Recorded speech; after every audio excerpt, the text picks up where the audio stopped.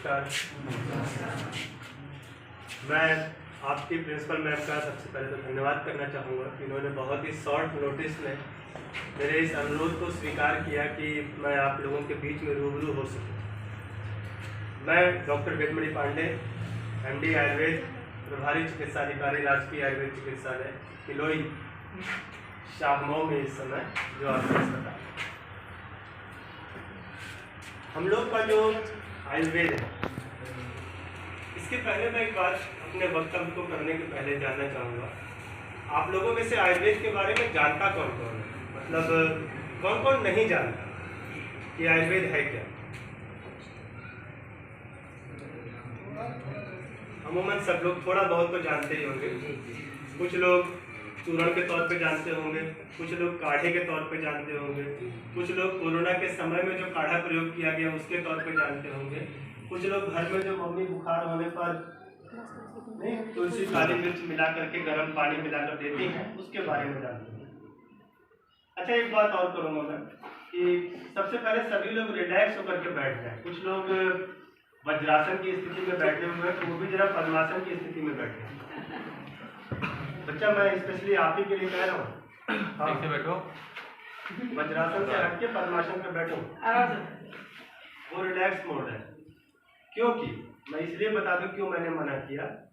ये वज्रासन की स्थिति है, खाना खाने के बाद किया जाने वाला एकमात्र योगासन वज्रासन होता है। लेकिन अगर आप बच्चे हैं, मतलब क्लास 9 से लेकर 12 तक के बच्चे ही हैं आप लोग, अगर आप इस वज्रासन की स्थिति में बहुत लंबे समय तक बैठेंगे तो इस शेप को कहा जाता है डब्लू शेप। डब्लू शेप मतलब पैर कैसे हो जाता है, ऐसे ऐसे ऐसे ऐसे। इस तरीके से करने में जो ज्वाइंट पेन 50 साल के बाद होने वाला है वो आपको 15 से 20 साल के अंदर ही होना शुरू हो जाएगा। दैट मीन्स आज अगर आप 15 साल 16 साल के हैं तो आगे आने वाले 6 साल के बाद आप डॉक्टर साहब के पास पहुँचेंगे, डॉक्टर साहब मेरे घुटने में दर्द हो रहा है। या फिर कुछ छोटे बच्चे होते हैं जो बचपन से ही इस हैबिट में पल जाते हैं, उनके पैर का जो गैप होता है वो बढ़ जाता है। इसलिए it's requested from me to all of you कि आप सभी लोग इस शेप में सिर्फ और सिर्फ खाना खाने के बाद 5 मिनट के लिए बैठेंगे। जो मुसलमान लोग हैं वो लोग अपने नमाज करते समय बैठेंगे, उसके अलावा बहुत लंबे समय तक के लिए आदत नहीं डालेंगे। आज मैं मिनिस्ट्री ऑफ आयुष के हर दिन हर घर आयुर्वेद के कैंपेन की तरफ चलने के लिए 7वां आयुर्वेद दिवस 23 अक्टूबर को मनाया जाएगा। उसके तत्वाधान में आप सभी के सामने आयुर्वेद के बारे में कुछ बिंदु लेकर के प्रस्तुत किया। मैं थोड़ा बुखार और जुकाम खांसी से पीड़ित हूँ, इसलिए मास्क लगाया हूँ, जैसा कि आप सभी लोगों से मैं अपने अस्पताल में भी लगवाता हूँ। तो अगर मैं डॉक्टर हूँ तो मैं पेशेंट भी हूँ इस समय, इसलिए मेरे लिए सबसे ज़रूरी आवश्यक है कि मैं मास्क लगाए रखूँ। इसलिए बिना मास्क के आज मैं नहीं बोल पाऊँगा, बोलना सही भी नहीं रहेगा। सबसे पहले मैं एक श्लोक सुनाना चाहूँगा। एक हमारे यहाँ एक किताब है अष्टांग हृदय, वाग्भट के द्वारा लिखा गया है। श्लोक है, आयु काम्यम आनेन धर्म अर्थ सुख साधनम आयुर्वेद उपदेशेषु विधेय परमादरः। विधेय कहा जाता है हमारे हिंदू धर्म में विधि को जो स्थापित करने वाले हैं, अर्थात ब्रह्मा जी। ब्रह्मा जी के द्वारा स्थापित आयुर्वेद में हमको परम आदर करना चाहिए। परम आदर करने का तात्पर्य मैं थोड़ी देर बाद बताऊंगा। पहली लाइन है आयु काम्यम। अगर आपको आयु की इच्छा है, आप चाहते हो कि आप लंबा जीवन जिए, लेकिन लंबा जीवन जीने के साथ में आप ऐसा जीवन जिए जो कि सार्थक हो। ऐसा ना हो कि आप बिस्तर पर पड़े हो और बीमार हो और वो जीवन भी आप ना बिता पाए। लोग यही कह रहे हैं पड़े यहाँ का भगवान उठाएंगे तब अच्छा है, ये सब गति है। ठीक, ये कंडीशन नहीं आनी चाहिए। आयु काम्यम आने धर्म अर्थ सुख साधन। धर्म मतलब देखिए, धर्म शब्द को 2 तरीके से लिया जाता है। एक, जिस धर्म की हम अमूमन चर्चा करते हैं, हिंदू धर्म, मुसलमान, सिख, ईसाई, जैन, बौद्ध, इस तरीके से जो भी है, एक धर्म ये हुआ। वास्तविकता में जो धर्म शब्द है वो गुणवाचक होता है। धर्म का मतलब होता है गुण। कि आपके अंदर कैसे गुण होंगे या कैसे गुणों का आपको पालन करना चाहिए, ये धर्म हुआ। अर्थ का मतलब हुआ पैसा, व्यवसाय, चाहे वो व्यवसाय आप राज्य सेवा के थ्रू कर रहे हो, राज्य सेवा मतलब सरकारी नौकरी, या सहपण्यजीवी। सहपण्यजीवी का मतलब क्या होता है? व्यापार। बहुत सारे लोग कोई दुकान खोला है फॉर्चून की, कोई दुकान खोला है किसी चीज की, कोई क्लिनिक भी खोला है प्राइवेट में, किसी के यहाँ पेट्रोल टंकी है, लेकिन वो सभी कमा रहे हैं, है ना, सबकी अपनी अपनी अर्निंग है। और सुख साधन, सुख साधन मतलब जो भी आप करें वो आरोग्य के साथ करें। सुख मतलब होता है आरोग्य। आप लोग बीमारी से दूर रहें, तभी आप अपने जीवन के धर्म अर्थात गुण युक्त कार्य और अर्थ अर्थात पैसा कमाने वाला काम कर सकेंगे। इस समय आपके लिए धर्म क्या है? इस समय आपके लिए एक ही धर्म है, वो है सरस्वती जी की पूजा करना अर्थात पढ़ाई करना। एक छोटा सा वाक्य मैं आयुर्वेद से इतर बताना चाहूँगा। मैं जब आपकी उम्र में था, क्लास 10th या 11th में, नवरात्रि का समय भी चल रहा है, उस समय मैं एक काले धागे में दुर्गा माता जी का लॉकेट पहन लिया था, वही गले में टंग के दिख भी रहा था। दादाजी मेरे वो हेडमास्टर और पिताजी मेरे वो केंद्रीय विद्यालय में टीचर।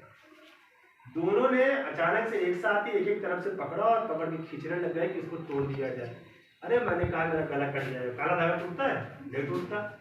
दादी ने हमारे बड़े प्रेम से बांधा था।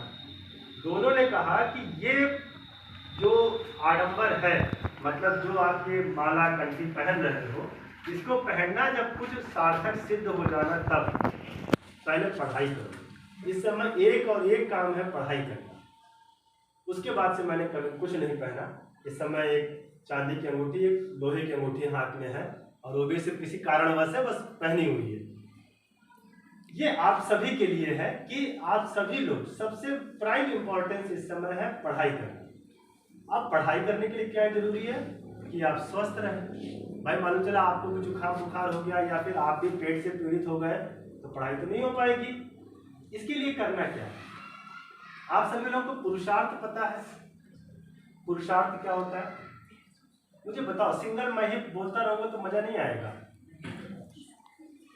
जिसको भी पता हो हाथ खड़ा करो। पुरुषार्थ क्या है मुझे ये बताएं। अच्छा एक हिंट दे दूं। पुरुषार्थ चतुष्टय होता है, उसके अंदर 4 चीजें होती हैं।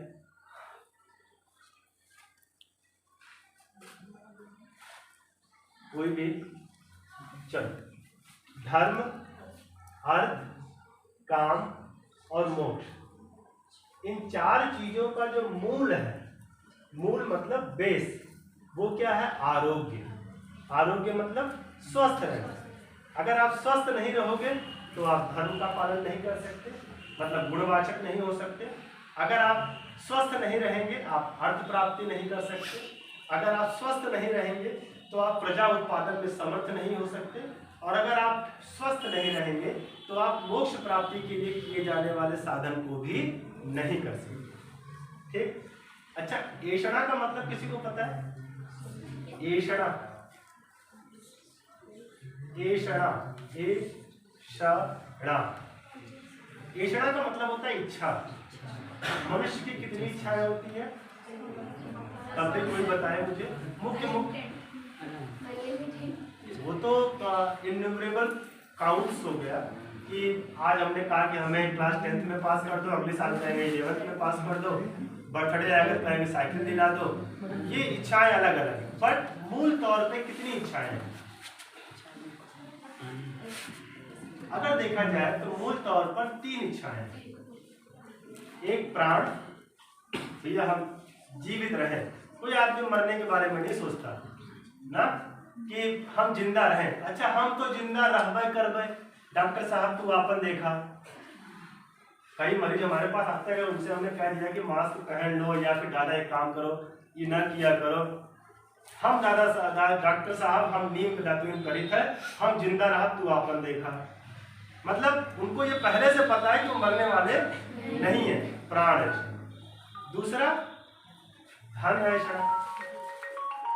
ना, और तीसरा धर्म है। प्राण, धन और धर्म, इसको जरा अलग अलग जो किताबें हैं या जो अलग अलग मेथोडोलॉजी वाले लोग हैं, कोई कहता है प्राण, धर्म और परलोक ऐषणा। और एक और बड़ी इच्छा होती है लोगों को, वित्त मतलब पैसा, सबसे पहला वित्त उपनिषद जो हमारे कहते हैं, दूसरा पुत्र और तीसरा लोक। ठीक, ऐषणाएं हैं, इच्छा है। इन ऐषणाओं में भी जो सबसे पहली ऐषणा है प्राण ऐषणा, मतलब हम जीवित रहेंगे या जीवित रहना, लंबे समय तक जीना।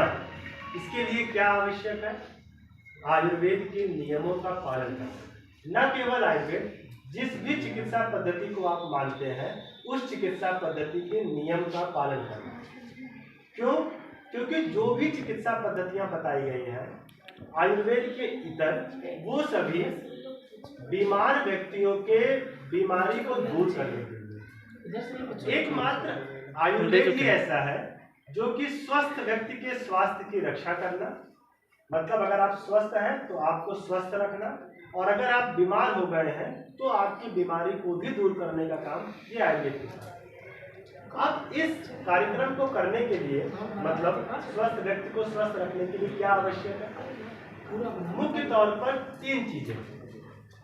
सबसे पहला दिनचर्या। दिनचर्या मतलब हमें सुबह उठना कितने बजे है, कब क्या करना है, ये हमको पता होना चाहिए।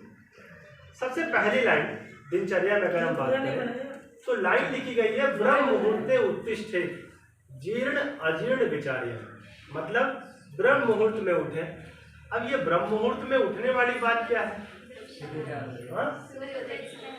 सूर्योदय से पहले, पहले 45 मिनट्स बिफोर द सनराइज, सूरज उगने के 45 मिनट अर्थात एक मुहूर्त पहले का जो समय होता है वो ब्रह्म मुहूर्त है। अगर आप लोग घर जाते हैं या मोबाइल में देखते हैं तो आपको पता चलता है आज सनराइज कितने बजे होने वाला है। उससे 45 मिनट की मार्जिन ले लीजिए आप और उठिए। अगर 5 बजे है तो 4:15 बजे, अगर 6 बजे है तो 5:15 बजे, ये 45 मिनट का टाइम हो गया। इस समय 6:03 तकरीबन 6:18 पर आपका शुरू होता है। अब ये जो 45 मिनट की मार्जिन है, इसमें भी ऐसा कोई नियम नहीं है कि आप बिल्कुल उठ ही जाओ।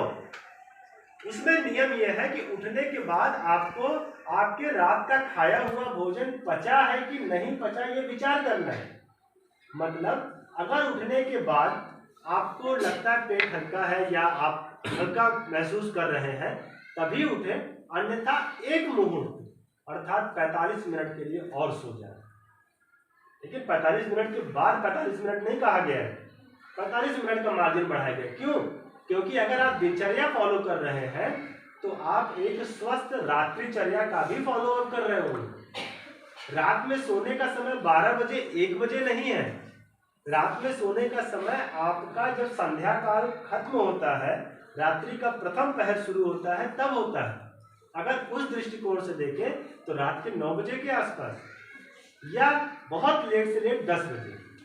मॉडर्न साइंस की जो रिसर्च है वो ये कहती है कि अगर हम लोग रात के 10 बजे से लेकर के 2 बजे तक ये 4 घंटे की नींद लें तो दिन में सोए हुए 8 घंटे की नींद के बराबर है। कभी करके देखना। जैसे मैं डॉक्टर हूँ, मैंने अपने स्कूल में स्कूलिंग करते समय हिंदी क्लास 10th तक कंपलसरी होती है, उसके बाद मैं मैथ्स बायो से 12th पास आउट हूँ। अपार्ट फ्रॉम दैट मैंने आपको संस्कृत के श्लोक सुना है। ये संस्कृत के श्लोक जब मुझे याद करने पड़े तो भाई मैं तो BMS करने आया था, अब मुझे याद करने हैं श्लोक, कैसे याद होंगे? यही ब्रह्म मुहूर्ते उत्तिष्ठे, रात में सही समय से सोना, सुबह उठना, और जो भी चीज आपको याद करनी हो आप सुबह उठ करके याद करिए, आपको बहुत लंबे समय तक याद रहेगी। लेकिन लोगों की विचारधारा इस नए समय में क्या हो गई है कि रात में सन्नाटा रहता है, खालीपन रहता है, लाओ हम रात में बैठ के पढ़ें। बहुत सारे लोग रात की पढ़ाई को सुबह की पढ़ाई के बदले बेहतर मानते हैं, लेकिन वो गलत है। क्यों गलत है? अगर आप ये क्योंकि आप एक मुद्दा बताओ, आप मन में ये लेकर के आ रहे हैं कि हमें सुबह उठना ही नहीं है, इसीलिए हम रात में पढ़ रहे हैं। अगर आप ये मन में धारणा बनाएं कि हम सुबह उठकर पढ़ाई करेंगे तो आप रात में सही समय से सोएंगे, खाएंगे खाना हल्का और सोइए। सुबह 3 बजे 4 बजे उठिए, आराम से पूरा रात भी है और दिन भी है, दोनों ही समय मिल जाएगा आपको। मतलब 3 बजे तो रात भी रहेगी और दिन भी रहेगा अगले दिन का। पढ़िए, नींद भी आपकी पूरी, मस्तिष्क आपका बिल्कुल तरोताजा रहेगा। इसके बाद क्या करना है? इसके बाद लोग बहुत सारे करते क्या है कि सोना नहीं है, बच्चा किनारे खिड़की के पास, सोना नहीं है, जागते रहना, ठीक है। ये भी बहुत जरूरी काम है कि जिस समय आप जहां पर हो उस समय पंडित जी की तरह कथा सुना रहे हो, ऐसे करके सोना नहीं है। ये कथा आप ही के लिए फायदेमंद है। क्यों? क्योंकि इस कथा से आपको रूबरू कराने वाले लोग हर दिन नहीं मिलते, ठीक। इसके बाद बात आती है कि हम किस पद्धति का पालन करें। मैं आयुर्वेद का आदमी हूँ, कोई एलोपैथिक आएगा, कोई होम्योपैथिक आएगा, तो हर आदमी अपने अपने पैथी की पढ़ाई करेगा। उसी दृष्टिकोण में मैं भी अपने पैथी की पढ़ाई करूँगा, लेकिन मैं आप पे बोझ नहीं डालूंगा। मेरा कहने का सिर्फ दृष्टिकोण समझिएगा। बहुत सारे लोग ये मुद्दा कहते हैं कि आयुर्वेद की दवा इसलिए करो क्योंकि वो साइड इफेक्ट नहीं करेगी, अगर फायदा नहीं करेगा तो नुकसान भी नहीं करेगा। ये सत्य वचन नहीं है, क्योंकि अगर आप खाने की भूख आपको 2 रोटी की लगी हो, आप 3 रोटी या 4 रोटी खा लो, पेट खराब हो जाएगा आपका। जब आपके द्वारा खाया हुआ आहार अर्थात भोजन आपको नुकसान कर सकता है तो ये तो औषधि है, कुछ ना कुछ तो काम करेगी ही ना। पहला मुद्दा, मतलब ये नुकसान भी करेगी। नुकसान के बारे में मैं कुछ बता दूं, एक दो मुद्दे। अश्वगंधा का पाउडर एक आता है जो ताकत देने के लिए होता है, बल। अगर उसको आप अत्यधिक मात्रा में प्रयोग करें वो आपको कॉन्स्टिपेशन करेगा, ठीक। किस तरीके से आप ले रहे हैं अश्वगंधा का पाउडर ये भी बताता है कि आपको वो फायदा करेगा कि नुकसान करेगा। अश्वगंधा लेने के तरीके में या तो उसे दूध के साथ लें या घी के साथ या शहद के साथ या तिल के तेल के साथ लें, तभी वो फायदेमंद है। अन्यथा पानी के साथ लिया हुआ अश्वगंधा तो कॉन्स्टिपेशन ही करने वाला है। कॉन्स्टिपेशन का मतलब होता है बच्चों लैट्रिन को टाइट करना, ठीक। ऐसी कंडीशन में अन्य और बहुत सारी बीमारियां हो सकती हैं, मतलब उस दवा ने साइड इफेक्ट किया ना। दूसरा बिंदु है, लोग कहते हैं कि आयुर्वेद की दवा बड़े धीमे काम करती है। धीमे हिया जा इनके लगे दवा ले, ये दवाइयां धीमे काम करे लेकिन जड़ से बीमारी हटाएगी। समझिएगा मुझे, धीमे काम करने वाले मुद्दे पर अगर हम बात करें तो अगर हम किसी को जमालगोटा देते हैं या हमारे यहाँ एक फल त्रिकादि क्वाथ चूर्ण आता है, उसका क्वाथ बनवाते हैं हम लोग काढ़ा, जब उसको देते हैं तो आदमी के पेट में मरोड़ होता है और 3 से 4 बार वो लैट्रिन जाता है। वो लैट्रिन वो उसी दिन जाता है, महीने भर के बाद नहीं जाता।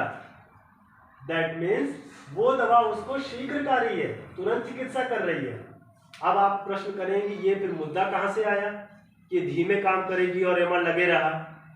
ये मुद्दा यहाँ से आया कि हमारे यहाँ मरीज कौन आए, स्किन डिजीज, दांत खाद खुजली, diabetes, sugar, BP, blood pressure. किसी भी मरीज जो इस तरह के होते हैं, कोई भी पैथी है जो कहती है कि हमने आज दवा दिया आज आप आराम हो जाएगा, नहीं। सब तो यही कहते हैं ना, जब तक जियो तब तक खाओ। तो हम ये ठेका कहाँ से लेके बैठ जाए कि हम आपको आज दे रहे हैं आज आप सही हो जाओगे, नहीं होगी। कंडीशन डिपेंड्स ऑन दिस कि बीमारी आपकी कैसी है। अगर शुगर लेवल आपका चिंता के कारण बढ़ा है या एब्रप्टली आपने रात में बहुत ज़्यादा काला जाम खा लिया बढ़ गया है, वो कम किया जा सकता है। लेकिन अगर किसी बीमारी के कारण, चाहे वो हेरिडिटरी हो चाहे वो किसी और कंडीशन के कारण हो, वो लॉन्ग लास्टिंग बीमारी ही है। हमारी किताब में ही लिखा है प्रमेहो याप्यानाम, मतलब प्रमेह डायबिटीज जो है वो याप्य है। याप्य का मतलब होता है अगर आप हल्का फुल्का परहेज करें तो बीमारी सही हो जाएगी, और अगर आपने थोड़ा भी गड़बड़ किया तो बीमारी बढ़ जाएगी। जब वो ये कह रहे हैं तो हम किस चीज़ की गारंटी ले लें कि हम आपकी बीमारी को सही कर देंगे? नहीं। मतलब आप अपनी किताब को तो आधार मानकर चलते हैं। 2 बिंदु होते हैं।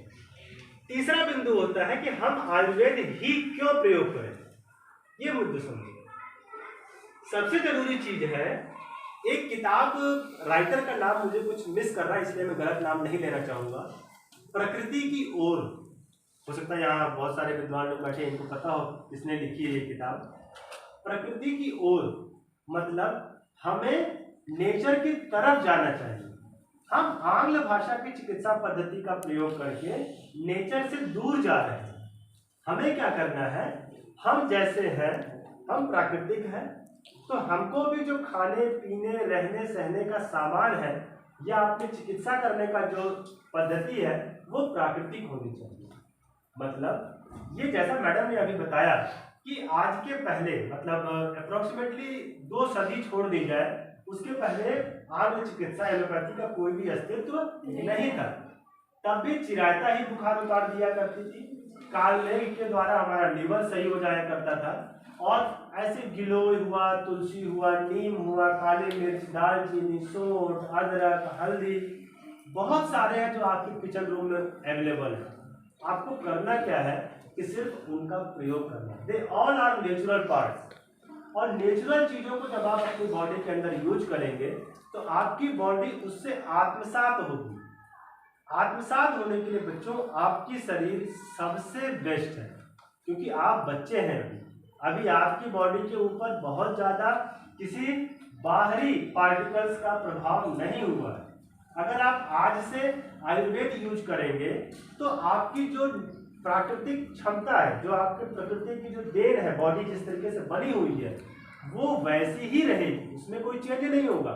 आप लोगों में से कुछ आगे चल के डॉक्टर, इंजीनियर, एडवोकेट, वकील, टीचर, साइंटिस्ट, बहुत सारे लोग, बहुत सारी चीजें बनेंगे। इस कंडीशन में आप लोग समझेंगे, एक होता है first pass metabolism. First pass metabolism मैं खत्म कर रहा हूं अपने लेक्चर को 5 मिनट में। ये फर्स्ट पास मेटाबॉलिज्म बहुत जरूरी है।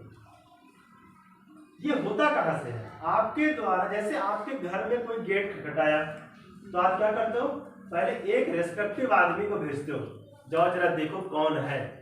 ठीक, छोटे बच्चे को नहीं भेजा जाता, क्योंकि वो जाते मान पहले गेट खोलिए, आ रहे काकू दादू नानू प्रणाम, फिर आवा लूट के लिए चला जाए। ठीक, बच्चे को नहीं भेजते, बड़ों को जो समझदार कि जाओ देखो पहले है कौन, अगर वो सही लगे तो उनको नमस्कार करो ले आओ, ना सही लगे तो वही नमस्कार करके भेज दो, और भी ना सही लगे तो गेट भी मत खोलो। ठीक, 3 कंडीशन हुआ। ऐसे ही हमारे जो शरीर है उसमें आपके द्वारा खाए हुए, चाहे खाना हो, चाहे कोल्ड ड्रिंक्स, फूड आइटम्स जो भी बने हुए हैं, या ड्रग्स हो, ड्रग्स मतलब औषधि, मेडिसिन, उसकी फर्स्ट पास मेटाबॉलिज्म होती है। फर्स्ट पास मेटाबॉलिज्म क्या होता है, अगर वो नेचुरल है तो उसका फर्स्ट पास मेटाबॉलिज्म नहीं होता। अगर प्राकृतिक चीज है, आपने पालक की सब्जी खाई है, कोई फर्स्ट पास मेटाबॉलिज्म नहीं है। ये फर्स्ट पास मेटाबॉलिज्म है क्या, हमारी बॉडी में राइट साइड में लीवर है। सबसे पहले खाए हुए खाने में अगर कोई भी अननेचुरल आइटम होता है, चाहे वो खाने में कोल्ड ड्रिंक में मिला हुआ वो प्रिजर्वेटिव हो, या फिर आपके जो आप लोग नहीं वो पिस्ता वगैरह खाते हैं जो रखे हुए आइटम्स हैं उनमें जो प्रिजर्वेटिव्स हैं, या फिर जो दवाइयाँ हैं, उन सभी का फर्स्ट पास मेटाबॉलिज्म लीवर में होता है। अब लीवर के पास गया, लीवर ने उसको जांचा टटोला। आप लोगों ने जो साइंस पढ़े होंगे कि लीवर क्या करता है, कोई मुझे बताएगा लीवर का फंक्शन? अरे ये तो बताओ भाई, ये तो मैं जानना चाहूंगा क्योंकि आप लोग साइंस पढ़ रहे हैं। यकृत, हिंदी में यकृत, इंग्लिश में लीवर। तो बताओ भाई, खाली सही गलत हो जाएगा तो फंसी थोड़ी दी जाएगी। चलो एक मुद्दा हुआ। दूसरा ठीक है, और तीसरा बताएं बच्चों आप लोग भी। प्रोटीन अवशोषित करने का पता है। ठीक, और गुड। हमारा सही सबसे बड़ी ग्रंथि होती है। ठीक है, तो इसका एनाटॉमिकल शेप साइज हो गया। और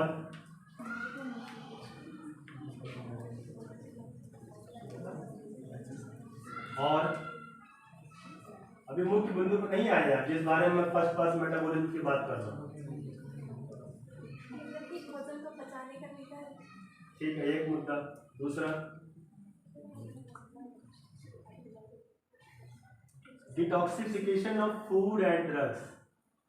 डिटॉक्सिफाई मतलब अगर आपके भोजन में या औषधि में कोई भी चीज ऐसी है जो कि नुकसानदायक है, तो लीवर सबसे पहले उसको सही करता है कि भैया पहले सही हो जाओ तब हमारे घर में घुसोगे, गेट पर ही खड़ा हूं मैं।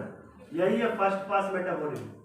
दैट मीन्स इसीलिए मैं बता रहा हूँ क्यों मैं यहाँ पर आया। इसीलिए अमूमन लोगों को आप देखते होंगे डॉक्टर साहब खाना ना पचाता है, लीवर गड़बड़ा। ये कहाँ से शुरू हुआ? ये मैडम के जमाने में नहीं था, मतलब जमाना तो मैडम अभी भी चल रहा है, लेकिन जिस टाइम ये हमारी उम्र में थी उस समय ये तो नहीं था कि लीवर गड़बड़ चल रहा है, खाना नहीं पच रहा। ये हम लोग आजकल ज़्यादा नाटक मचा रहे हैं।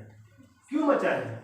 क्योंकि हम खाते आज खाना, एक दिन रोटी खाते हैं, दूसरे दिन पिज्जा खाते हैं, तीसरे दिन दाल चावल खा ले, चौथे दिन फिर जाकर चाउमीन बर्गर ले लिए या समोसा खा लिए मार्केट से। दैट मीन्स हम नुकसानदायक चीजें ही ज्यादा खा रहे हैं, तो हमारे लीवर को उतना ही ज्यादा काम करना पड़ रहा है। ठीक, अब सोचो अगर हमको, मैं पिछले 5 दिनों से पीड़ित हूँ, 3 दिन से छुट्टी पर हूँ, आज मैं ड्यूटी पर आया हूँ लेकिन फिर भी सही नहीं हूँ। ठीक, मैंने कोई दवा नहीं ली। क्यों? हमारे यहाँ पर एक बात और कही गई है, अक्ष कुक्ष भवाल होगा प्रतिश्याय व्रण ज्वरा पंचैते पंचरात्रेण विनिवर्ते केवल लंघना। अक्षी मतलब आंख में, कुक्षी पेट में, प्रतिश्याय मतलब जुखाम, व्रण कोई चोट, और ज्वर मतलब बुखार। अगर आप कोई बुखार की दवा पैरासिटामोल वगैरह लेते तो क्या आप बेड से उठ करके भागने लग जाते? नहीं होता। सिर्फ क्या होता, थोड़ा पसीना आता आपको और 3-4 घंटे के लिए आपको ये राहत हो जाती कि भैया मुझे अब बुखार नहीं है, थोड़ा आसान है, तो पंखा चला दो ना।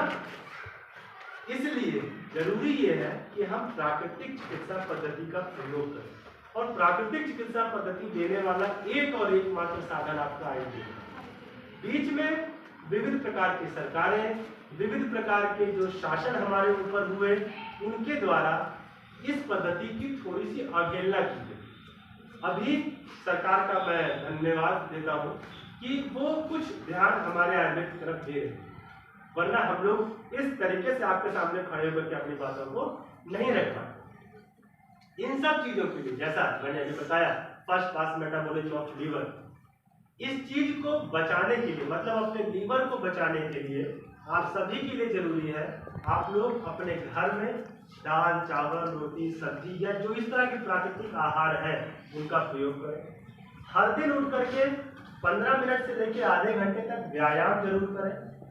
व्यायाम का तरीका सिर्फ इतना होता है, सिंपल सी लाइन है, व्यायाम करना कितना है। आजकल आप लोग सुन रहे होंगे, बहुत सारे टीवी चैनल्स में आ रहा है, इनकी हार्ट अटैक से मौत, इनकी हार्ट अटैक से मौत। ठीक, क्यों? अगर आप सभी की थोड़ी सी बैक हिस्ट्री में जाइए तो सभी के हार्ट अटैक के पीछे कारण उनका ओवर एक्सरसाइज है। ओवर एक्सरसाइज, अत्यधिक मात्रा में व्यायाम करना नहीं। व्यायाम करने का बहुत सिंपल सा तरीका बताया गया है, अर्ध बल। अर्ध बल आपके शरीर का जितना आधा बल हो। अब आधा बल कैसे समझा जाएगा? जब आप व्यायाम कर रहे हैं, आपके माथे में पसीना आ जाए, आपके एक्जिला रीजन कक्षा प्रदेश में पसीना आ जाए, आपके जो उर में मतलब छाती में जो सांस है वो आपके मुंह से निकलने लग जाए, मतलब आप हल्के से हाँफने लग जाए, बंद करो। बस इतना ही व्यायाम करना है, चाहे वो 15 मिनट का हो चाहे आधे घंटे का। इसके साथ में आप लीवर को खराब ना हो, क्योंकि एक ही लीवर है आपके पास, अगर वो खराब हो गया तो फिर सब खराब हो जाएगा। उससे बचने के लिए आप प्राकृतिक चीजों का ही प्रयोग करें, ना कि केमिकल बेस्ड फॉर्म्स, ड्रग्स या फिर कोई भी पीने खाने पीने की चीज, बिल्कुल नहीं। इस चीज के लिए आयुर्वेद से बेहतर विकल्प हमारे पास कुछ नहीं है। आज भी अगर आप आयुर्वेद को अपनाएंगे, आपके शरीर के ऊपर उतना ही लाभकारी होगा। आप भविष्य में बहुत लंबे समय तक जीवित रहेंगे, स्वस्थ रहेंगे। इन्हीं शुभकामनाओं के साथ आप सभी लोगों ने इतने मन से ध्यान से मुझे सुना, सभी को धन्यवाद। मैडम प्रिंसिपल और सभी